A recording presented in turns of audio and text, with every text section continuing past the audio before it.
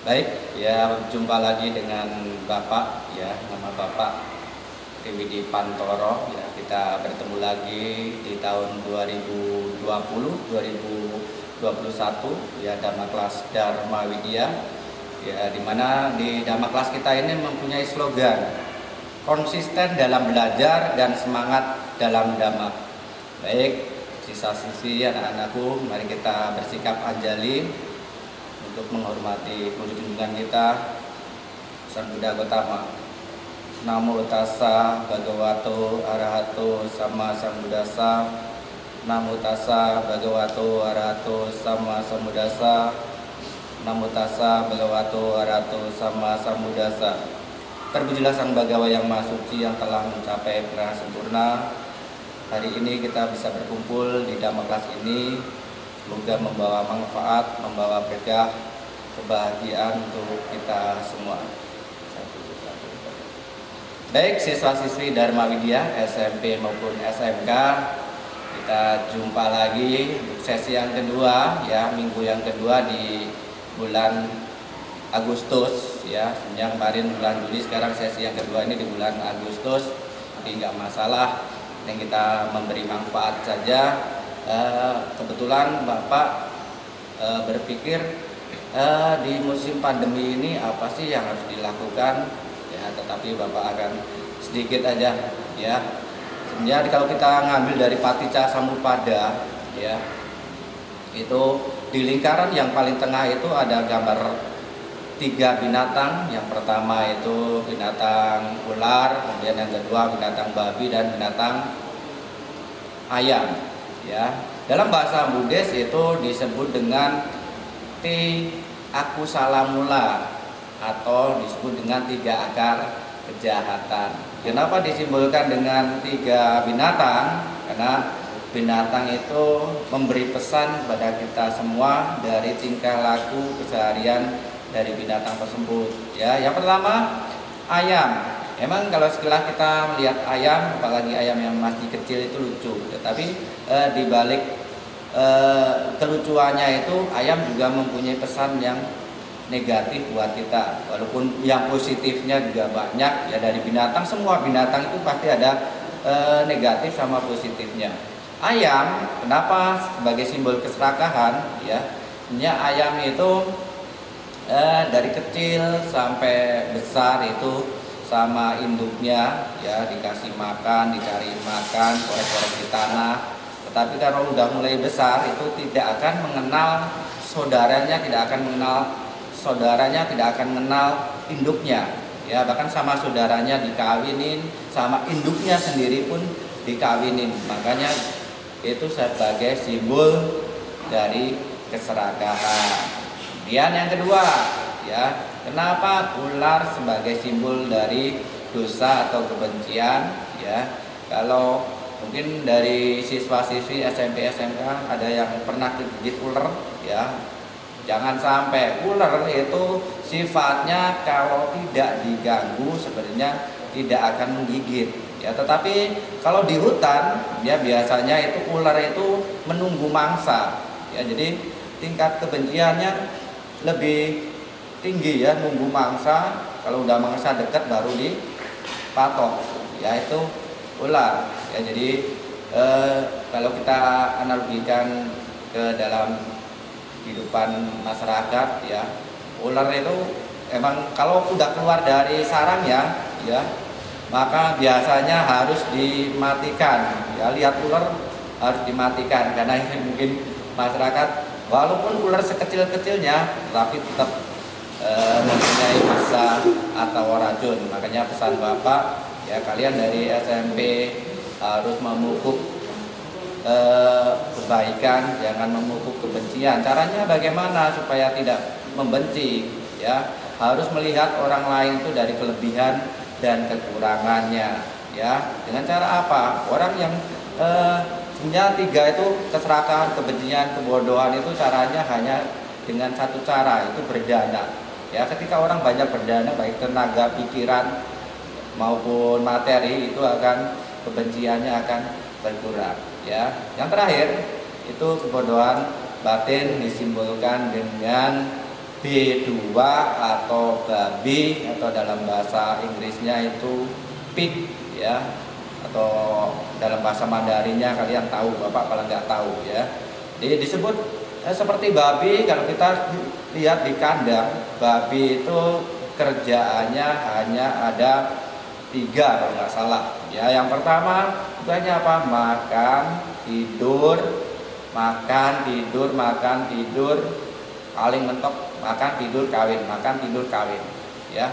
Jadi males ya. Di kandang biasanya ada kumbangannya ya, simbol kemalasan, maka simbol dari kebodohan. Jadi kalau kalian malas, mau ngapain malas, berarti itu ciri-ciri dari siswa atau orang yang malas ya. Jadi yang akan kita bahas hari ini berarti 3 akar kejahatan. Karena sejak lahir manusia itu sudah punya akar-akar kejahatan ya. Dimana kalau kita lahir, semua orang lahir di dunia ini itu tidak ada satupun yang memakai baju ya, polos sekali. Tetapi kita bisa melihat ketika anak bayi lahir itu sudah mempunyai keserakahan ya. Dilihat dari apa? Manusia lahir itu semuanya mengepal di seluruh dunia ya Bapak. Survei ke Amerika, ke Hong Kong, ke Taiwan, itu semua anak yang lahir di dunia ini semuanya tidak pakai baju dan tangannya mengepal. Nah, itu ciri dari manusia sejak lahir itu serakah. Berbalik dengan orang ketika meninggal, tidak ada satupun yang tangannya mengepal ya. Orang meninggal semua rata-rata tangannya membuka, yaitu jadi salah satu contoh dari 3 akar kejahatan ya. Sedikit itu pembuka dari Bapak ya. Bapak akan membahas 3 akar kejahatan itu disebut dengan apa di bahasa Buddhis ya. Jadi 3 akar kejahatan dalam bahasa Buddhis disebut dengan Ti Akusala Mula, 3 akar kejahatan. Yang pertama itu loba, dosa, dan moha ya. Loba artinya keserakahan. Apa sih keserakahan ya? Jadi usia SMP, SMK pasti punya keserakahan tersendiri. Anak kecil punya keserakahan sendiri, sampai kakek nenek pun punya keserakahan sendiri. Bahkan manusia itu kalau kita lihat makhluk paling serakah di dunia ya, dibandingkan dengan binatang ya. Loba, keserakahan, ingin memiliki apa yang di luar diri kita ya. Bandingkan dengan binatang. Ayam ya, ayam itu paling makannya biji-bijian, jagung, padi. Manusia ya, manusia itu makannya jagung dimakan, padi dimakan, sampai ayamnya dimakan ya. Itu binatang. Manusia seperti itu ya. Kemudian ada kalong, tahu ya, kalong. Kalau kelelawar gede ya, itu biasanya makannya buah-buahan. Jambu dimakan, kemudian pepaya dimakan ya. Manusia jambu dimakan, kemudian pepaya dimakan, sampai kelelawarnya dimakan ya. Tahu tupai? Tupai itu kalau di bahasa Jawa itu bajing ya. Bajing itu makannya cuma simpel sekali ya. Kalau di kampung Bapak itu makannya kelapa ya. Makan kelapa aja, naik ke pohon kelapa, ngambil 1 buah kelapa, nggak dihabisin ya. Masih ingat sama yang punya kelapa. Tetapi kalau manusia ada istilahnya bajingan tengik ya. Itu harta punya tetangga, harta keluarga dihabisin ya. Itu keserakahan itu luar biasa. Jadi kalau tidak kita didik dari sekarang, kita kembangkan dari sekarang, itu akan menghancurkan diri kita, menghancurkan keluarga, menghancurkan bangsa, bahkan menghancurkan dunia ya.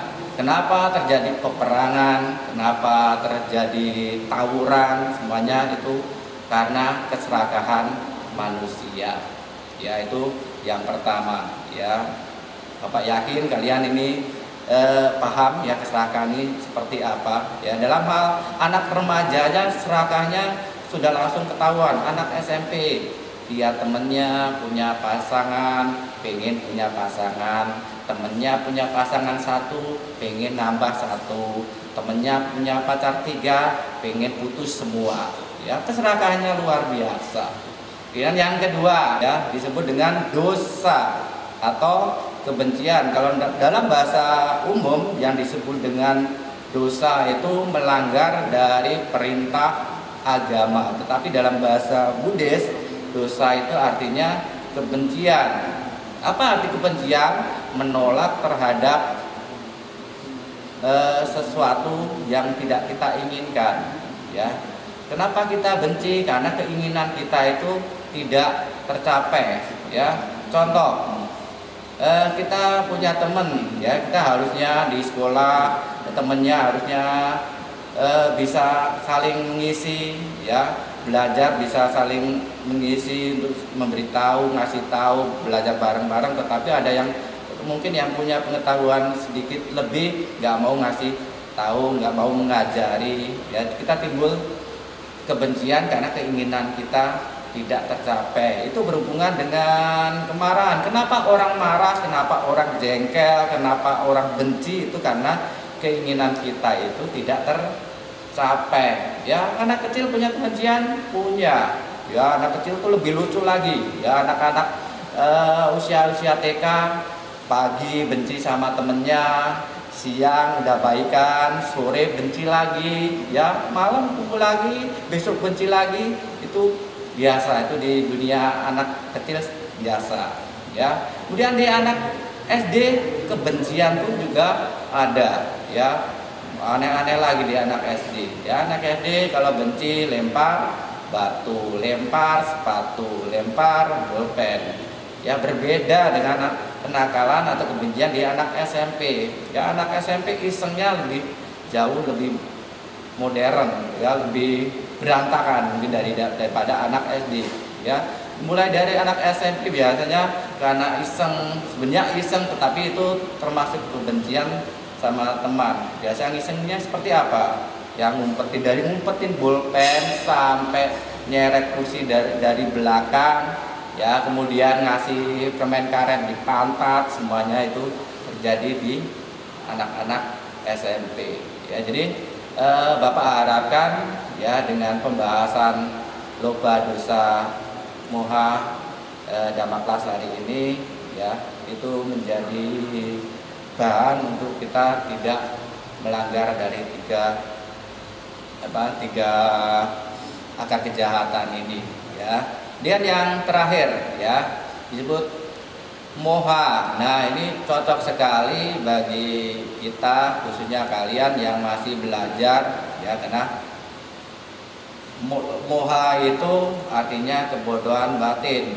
Ya artinya apa kebodohan batin? Yang disebut kebodohan batin itu bukan tidak tahu, oh ini matematikanya 1 kali 1 2, 5 kali 5 25. Tetapi yang disebut dengan moha itu tidak bisa membedakan antara yang baik dan buruk.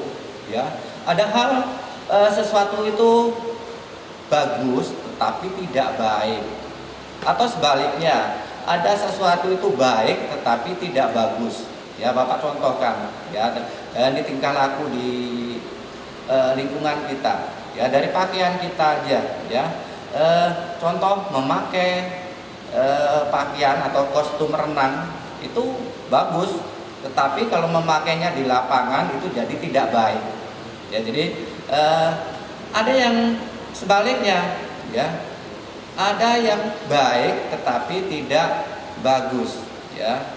Contohnya ya, kita ngucapin kata-kata mutiara, mungkin ngucapin selamat tetapi tidak pada pasnya. Contoh lagi ada tontonan konser musik ya, kita mengucapkan kata-kata yang romantis ya terhadap teman, mungkin mengucapkan kata-kata yang tidak pas, itu berarti baik tetapi tidak pas pada tempatnya ya. Jadi mungkin itu aja ya. Jadi intinya loba dosa moha harus tetap dikembangkan mulai dari sekarang ya, karena apapun yang kita lakukan ya kita sebenarnya sangat simpel ya. Kita harus mengikuti apa yang dilakukan Sang Buddha. Ya, Sang Buddha itu hanya sehari semalam ya 24 jam, istirahat hanya 1 jam. Sebenarnya kita dari bangun pagi sampai dengan